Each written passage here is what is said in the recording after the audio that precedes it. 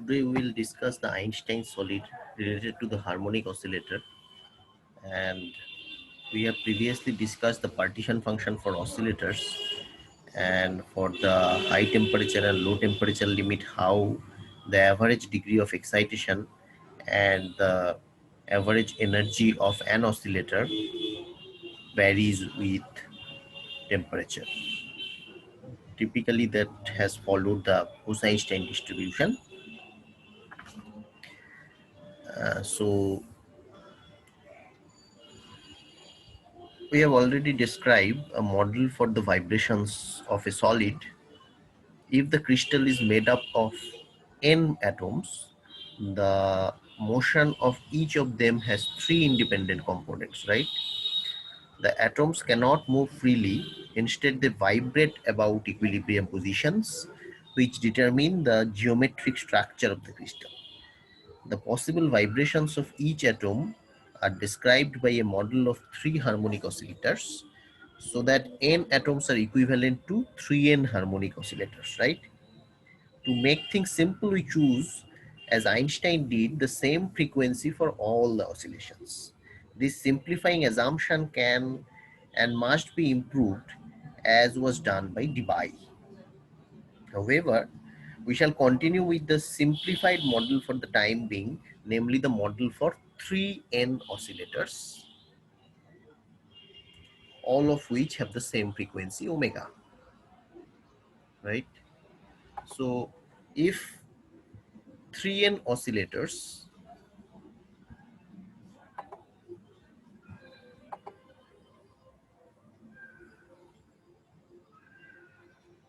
right?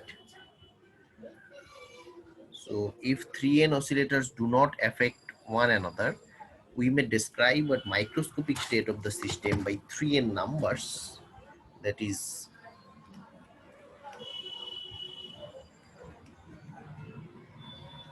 n alpha, where alpha runs from 1 to 3n, which describe the state of excitation of oscillator number alpha or the number of bosons of type alpha.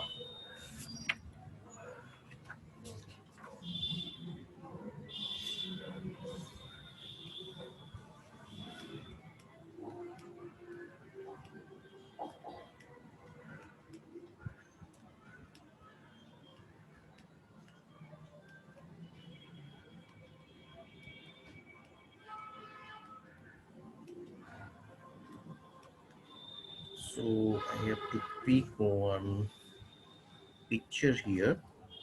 So if your y-axis signifies the average energy of an oscillator in the unit of h cut omega, then some horizontal or vertical lines can be drawn.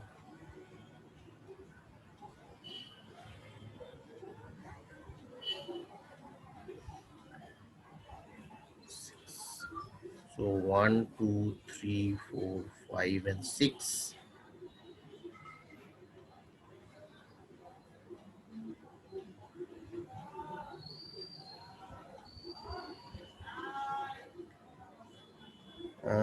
These units are half, suppose 3 by 2, 5 by 2, 7 by 2. This is 9 by 2. So 9 by 2, 7 by 2, 5 by 2, 3 by 2, and half. So this is a state of a system of 6 oscillators, where n1 equals to 1, n2 equals to 3, n2 equals to 3, n3 equals to 0, n4 equals to 4, n5 is equals to 3, and n6 equals to 2.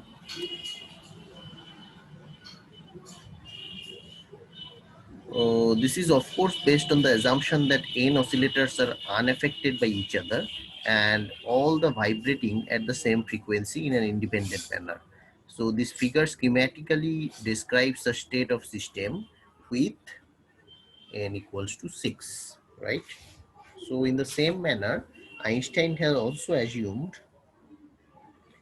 that the model of 3n oscillators, right? 3n oscillators all of which have the same frequency omega. So if the 3n oscillators do not affect one another, we may describe a microscopic state of the system by 3n numbers, that is n alpha, where alpha runs from 1 to 3n, which describe the state of excitation of oscillator number alpha or the number of bosons of type alpha. So from now we can use the partition function obtained in the previous section for calculating the relevant thermodynamic quantities such as the average energy, free energy and specific heat. The only change we will have to make is to change the meaning of n. N basically, which was the number of oscillators, will here denote the number of atoms in the crystal, right? Number of atoms in crystal. So that we can replace n by 3n. Therefore, the partition function z becomes small z to the power 3n. Small z is the partition function of an atom or for an oscillator. So, this substituted as z is equals to small z to the power 3n.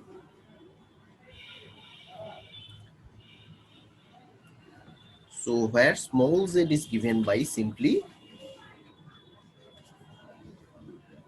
small z is simply given by, which is the partition function for a single oscillator.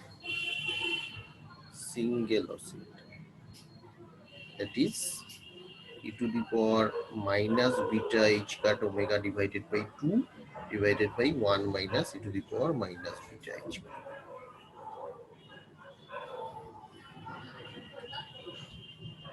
So we can calculate the free energy as Helmholtz free energy, that is minus kT ln capital Z, that is capital Z is nothing but Z to the power 3n, therefore it turns out to be minus 3n kT ln small z, which is 3n h cut omega by 2 plus kT ln 1 minus e to the power minus beta h cut omega. Okay, so the another way of obtaining the average energy is by multiplying the small f as calculated from this previous portion. This one, small f is capital F by n, that is minus kT ln z. From that equation one can also calculate the average energy as minus del beta of ln capital Z or minus 3n del ln small z del beta, that is 3n h cut omega by 2 plus h cut omega divided by e to the power beta h cut omega minus 1. And we now investigate the behavior of the average energy at high temperatures and low temperatures. So this is the case at high temperature, where kT is far greater than h cut omega. Therefore, my this ratio beta h cut omega is far smaller than 1. So that this exponential beta h cut omega is nearly Taylor series expansion 1 plus x square by factorial 2, that is this term, and in powers of beta h cut omega one can find the average energy as nearly approximates to 3n kT, which is the equipartition law of classical kinetic theory. Each degrees of freedom of a harmonic oscillator has a kinetic energy term half mv square and the potential energy term half kx square, and each of these terms contributes half kt. So this turns out to be half kt plus half kt, that is kt, right? Simply kt,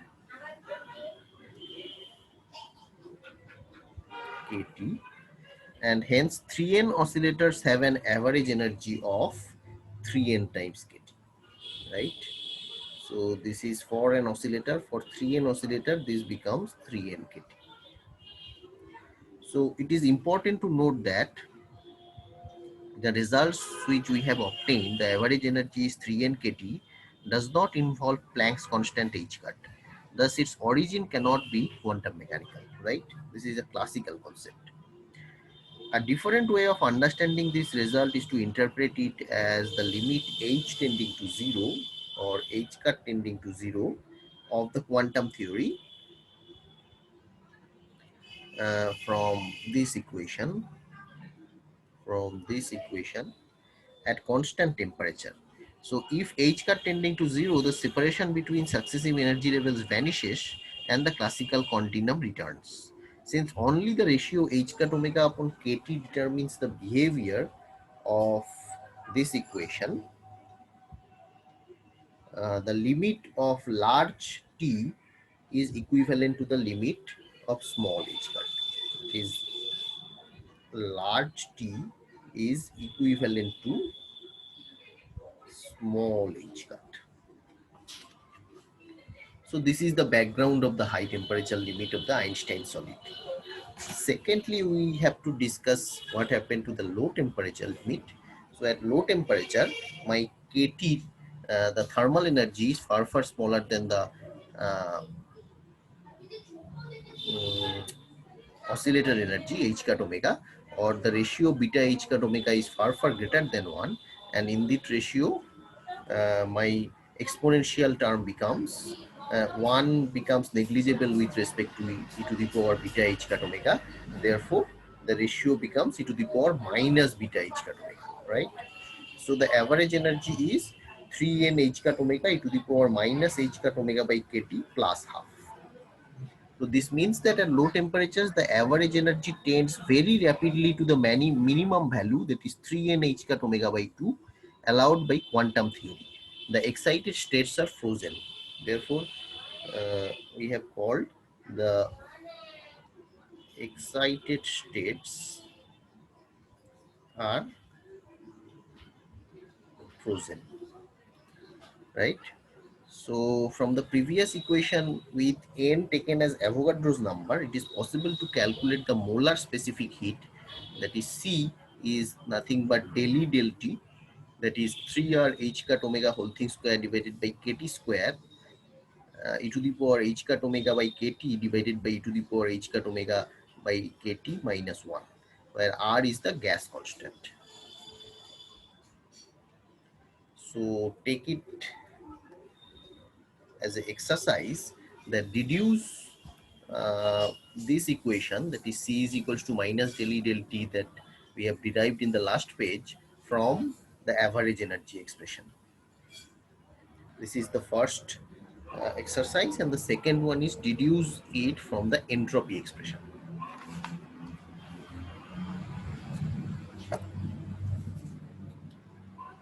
So differentiating the average energy with respect to the temperature gives the specific heat, that is C is equals to del E del T, that is 3n h cut omega divided by kt square e to the power h cut omega upon kt divided by e to the power h cut omega upon kt minus 1 whole thing square. And the molar specific heat is the specific heat calculated for n equals to n0, right? This one, atoms, where n0 is the Avogadro number. Recalling that n0k is nothing but the universal gas constant, we can write C as 3r h cut omega by kt whole thing square e to the power h cut omega upon kt divided by e to the power h cut omega divided by kt minus 1 whole thing square. And the second part, the entropy S, can be calculated by the differentiating the free energy, gives us S is equals to minus del F del T, or with the help of the relation S is equals to E minus F upon T. But the simplest way is to use the result from the another exercise, that S is equals to minus 3n k ln 1 minus e to the power h cut omega upon kt minus h cut omega divided by kt divided by e to the power h cut omega upon kt minus 1. So since delta Q is equals to nothing but TdS, the specific heat can also be derived from the entropy expression, that is C is equals to TdS divided by T, as this is C, or specific heat can be derived as dq dt, V constant, right? So in the same manner, C can be derived as dq can be written as TdS. So Td delta S delta Tn constant, that is minus 3n kt minus h cut omega by kt square e to the power minus h cut omega upon kt divided by 1 minus e to the power minus h cut omega upon kt plus h cut omega divided by kt square divided by e to the power h cut omega upon kt minus 1 minus h cut omega by kt whole thing square 1 upon t to the power h cut omega upon kt divided by e to the power h cut omega upon kt minus 1 whole square. So in which the first two terms cancel, and we denote again N0k is equals to R and obtain the molar specific heat. These two terms cancels, and the molar specific heat simply becomes the previous expression 3R h cut omega upon kt whole thing square e to the power h cut omega upon kt divided by e to the power h cut omega upon kt minus 1.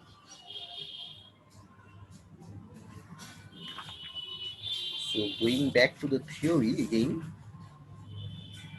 so we can obtain the behavior of the specific heat at high temperatures and at low temperatures by the two limits of the previous equation respectively, and thus at high temperatures this molar specific heat nearly approximates this 3R, and at low temperature this is 3R h cut omega upon kt whole square e to the power minus h cut omega upon kt, and the first result is nothing but the Dulong-Petit law.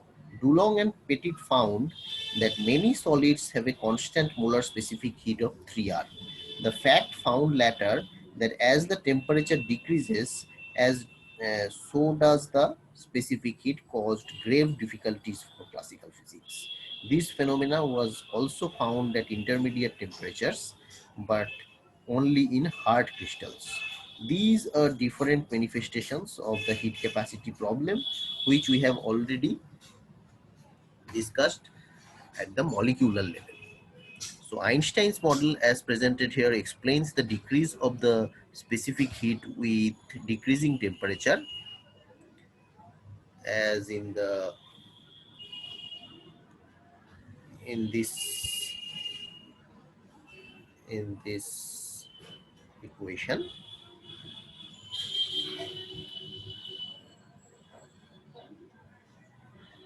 The decrease with stiffness is also explained with the frequency omega of a stiffer crystal will be higher, but high and low temperatures are determined as we have seen by the ratio of Kt and H cut omega, so that if H cut omega is large, the crystal reaches the behavior that is characteristic of a low temperatures in a temperature range in which a softer crystal behaves classically, right? So depending upon that, we have to do a similar kind of exercise. This one, if the oscillators have angular frequency omega is equals to 10 to the power 7 second inverse, how much heat must be supplied to a mole of crystal in order to raise its temperature by 10 to the power minus 2 degrees in the vicinity of 1K and in the vicinity of 100K? Remember, a crystal with such a frequency is extremely soft and unrealistic. The crystal appearing in B has a realistic frequency. That is uh, the same problem with omega is equals to 10 to the power 12 second inverse. So the solution can be treated as follows. First case, omega is equals to 10 to the power 10 to the power 7 second inverse, and the amount of heat per mole required in order to raise the temperature of the crystal by delta T is nothing but delta Q is equals to C delta T, where C is the specific heat per mole of the crystal around T is equals to 1K. So H cut omega divided by KT is 10 to the power minus 34 times the frequency 10 to the power 7 divided by 1.4 into 10 to the power minus 23, the value of the Boltzmann constant, times 1K, around vicinity of 1K, which turns out to be 7 into 10 to the power minus 5, which is far smaller than 1. So this is therefore a very high temperature for this crystal, and it is possible to approximate that that C is nearly equals to 3R, which is the value of 25 Joule per Kelvin. So for delta T roughly 10 to the power minus 2 Kelvin, this delta Q becomes 3R times delta T, that is 0.25 Joule. So around 100 K, we have H cut omega by KT is far smaller than 1, and so delta Q is equals to 0.25 Joule. So in both cases, we have used the high temperature approximation. Next, we go on to the second problem. As omega is equals to 10 to the power 12 second inverse, in this case T is equals to 100 K, therefore H cut omega by KT approximates as 7 to 10 to the power minus 2, which is also far smaller than 1. Still 100 K is a high temperature, right? 100 K. Hence, we have again delta Q is equals to C delta T, which is 3R delta T, that is 0.5 to 0.25 Joule. And for T is equals to 1, KH cut omega nearly equals to 7, which is a significant number. Hence, we must use the low temperature approximation to obtain C is equals to 3R times H cut omega by KT whole thing square e to the power minus H cut omega upon KT, that is 3R 49 e to the power minus 7, which is 1.25 Joule per Kelvin. And therefore, delta Q is equals to finally nearly equals to 1.25 into 10 to the power minus 2 Joule. So this is the second exercise. So I have to conclude by saying that, okay, we have come to the end portion of the Einstein solid. Now, the characteristic temperature for each material is the Einstein temperature, which is defined as the capital theta E is nothing but H cut omega by K, because this right hand side, the dimension of this is temperature, which we can rewrite the previous equation of molar heat capacity as 3R capital theta E divided by T whole thing square e to the power theta E divided by T divided by e to the power theta E divided by T minus 1 whole thing square. So for lead, this theta E takes the value of 90K, whereas for diamond, the theta E takes the value of 2000K. Hence, at room temperature, the specific heat of lead will behave classically according to the equipartition law or the Dulong-Petit law. The diamond will behave in a very different manner. Its specific heat will be much smaller than the classical value. So both cases can be identified in this figure described, which depicts the specific heat as a function of T upon Einstein's temperature theta E. For lead at room temperature, T upon theta E,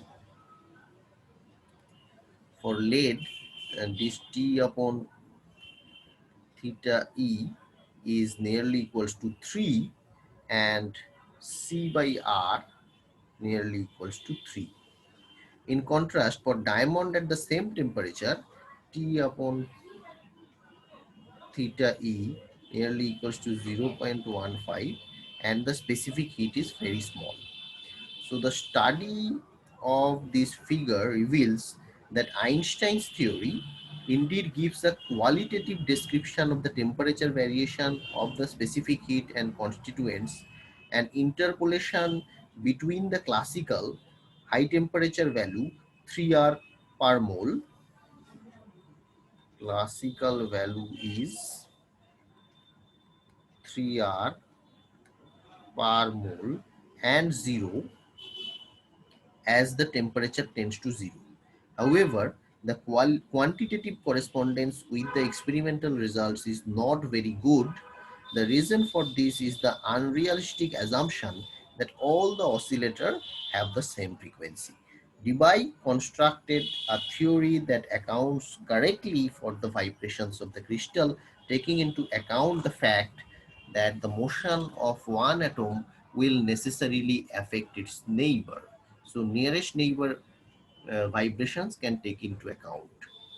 Thus, the vibrations which must be taken into account are the collective vibrations of many atoms, vibrational modes having many different frequencies. When the frequency distribution is used to modify Einstein's theory, the result is in good quantitative agreement with experiment, as may be seen from the figure. So more on the Debye model, we have to wait for the next class. So this is the figure where the specific heat versus temperature, the theory and experimental results. Although Einstein's theory describes the qualitative behavior well, quantitatively it is the Debye theory that is accurate. Finally, we can note that uh, Einstein was not a full quantitative theory of crystals, but the sensational fact that the extension of Planck's assumption concerning the quantization of the modes of electromagnetic radiation to the vibrations of matter suffices to solve, in principle, the nagging problem of the decrease of the specific heat of solids with decreasing temperature.